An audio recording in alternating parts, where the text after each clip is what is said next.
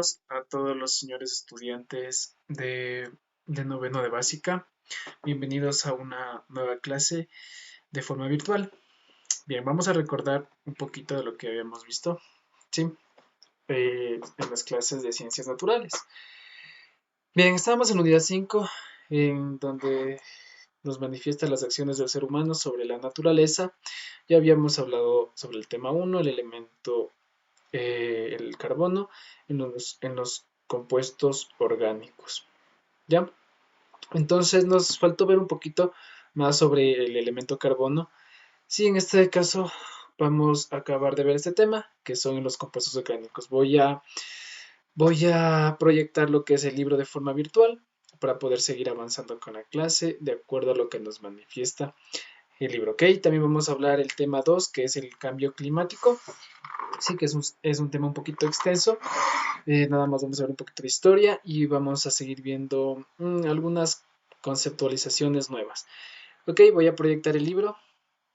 Este, a ver, mientras vamos proyectando, habíamos visto la importancia de lo que es el elemento carbono. Sí, ya habíamos visto algunas de sus principales funciones. Sí, la importancia, donde los podemos encontrar, su estado. Sí, y vamos a seguir viendo este elemento sin otras características más de lo que vamos a seguir hablando. Bien, entonces, que nos falta acabar de ver esta pequeña parte que nos dice el carbono en los compuestos orgánicos que está proyectada. Sí, entonces aquí podemos destacar, por ejemplo, que las proteínas están formadas por unidades básicas compuestas de carbono, hidrógeno, oxígeno y nitrógeno. Sí, y tenemos algunos ejemplos, como por ejemplo el tejido muscular, el pelo, las uñas, ¿sí? El seda, la lana, como nos da ahí algunos ejemplos, ¿sí? Entonces el carbono también puede estar presente en compuestos orgánicos, ¿ok? Bien, una vez visto esto, vamos al tema 2 que nos manifiesta el cambio climático. Ok, aquí vamos, desde el principio nos menciona el clima cambiante, que es la 2.1. Sí, y nos proyecta una imagen. Yo voy a proyectarles otra imagen que es un poquito más actualizada, que está en esta parte. Bien, nosotros podemos aquí, es del año, lo último está puesto del año 2020. ¿Sí? Entonces nosotros también podemos ver en el libro que nos manifiesta también en el año, nos manifiesta hasta el año 2000. ¿Sí? Este gráfico de acá.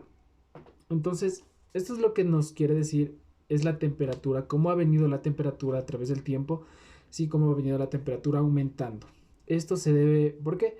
Porque cada vez hay más industrias, por lo tanto generan más contaminación y por lo tanto hacen que la temperatura aumente. Ya vamos a ver cómo se logra este cambio. Entonces vemos que en la gráfica que se puede, que cada vez se está elevando más y más y más y más.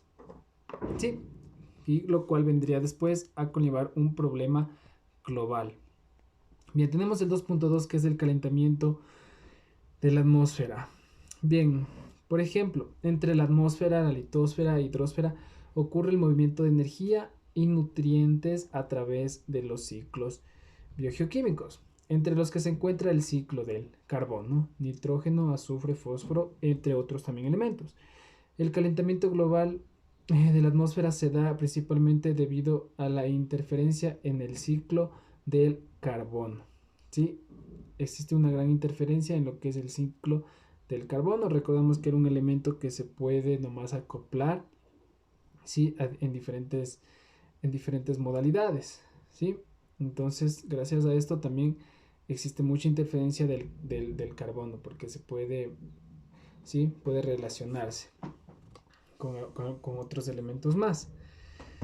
Bien, en la 2.3 nos manifiesta, a ver, sobre los combustibles fósiles. Ya. Entonces, los combustibles fósiles son nada más como por ejemplo el petróleo, sí, son energías que la Tierra ha almacenado durante millones de años, por ejemplo, desde la época de los dinosaurios, que se ha venido formando el petróleo. Entonces esta energía nosotros ocupamos, ¿sí? Y por ejemplo el petróleo, que la gasolina, que es un derivado del petróleo, nosotros cuando ocupamos el carro, cuando existe la combustión, ¿sí? Entonces se produce lo que produce el auto, ¿no es cierto? Ese gas, ese CO2, ya que es un tipo de contaminación. Entonces me parece que tenía aquí unas imágenes. A ver si me deja proyectarlas. Bueno, aquí tenemos un poquito de las capas de ozono que podemos ver. Sí, y acá tenemos lo que son los gases de efecto invernadero y el calentamiento global.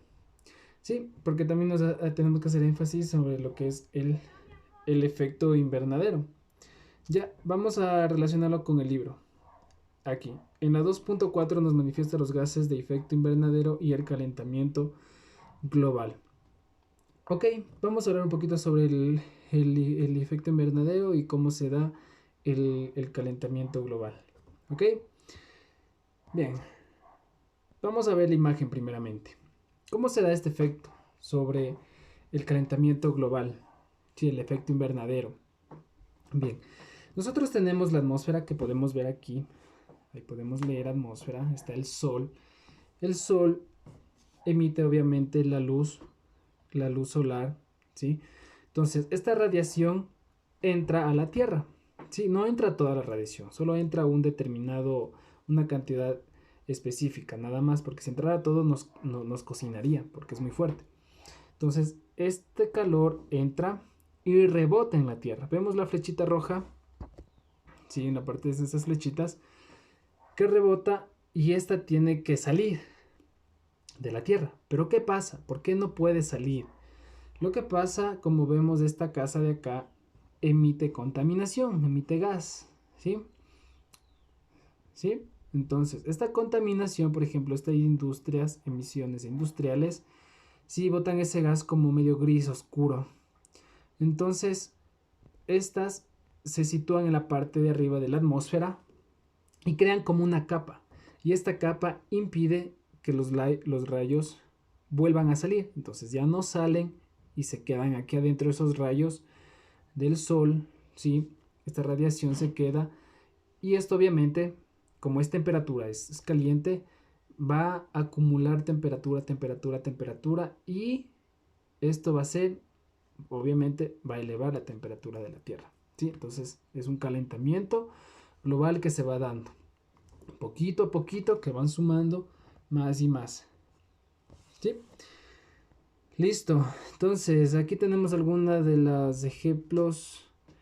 Uno de los ejemplos, por ejemplo, la actividad agrícola, los depósitos de basura, la explotación de carbón, el proceso de tratamiento de aguas residuales, el uso de combustibles fósiles, de lo que hablábamos, por ejemplo, el carro, ¿sí? Y ese gas que emite que es súper, súper tóxico.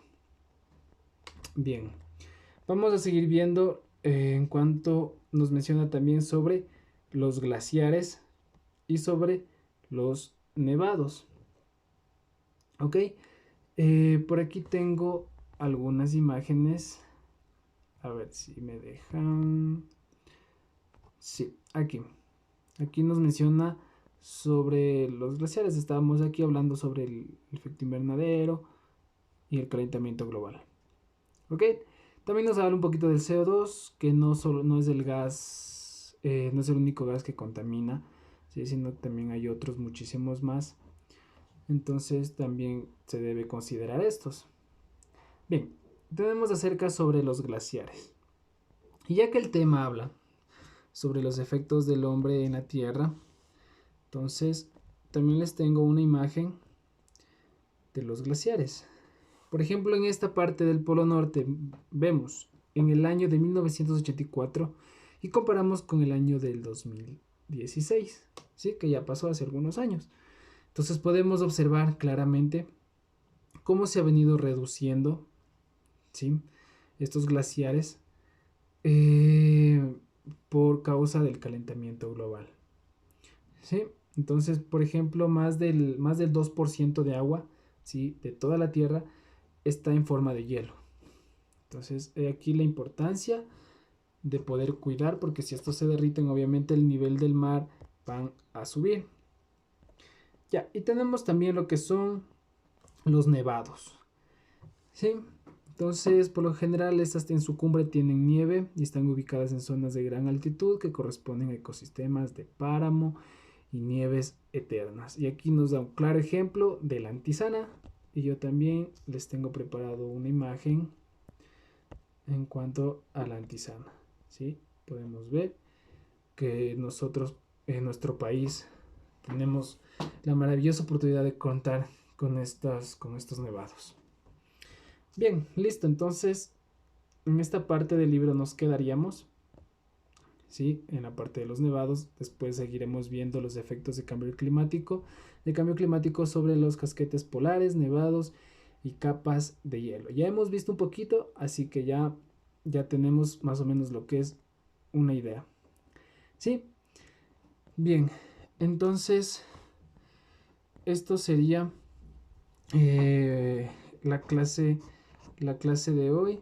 Por favor, no olviden poder ya venir preparados leyendo un poquito el libro. Por eso les proyecto el libro, para que puedan avanzar conmigo y puedan determinar en qué parte estamos del libro. ¿Sí? Eso nada más. Muchísimas gracias por su atención. Nos vemos en la próxima clase virtual. Que pasen bien.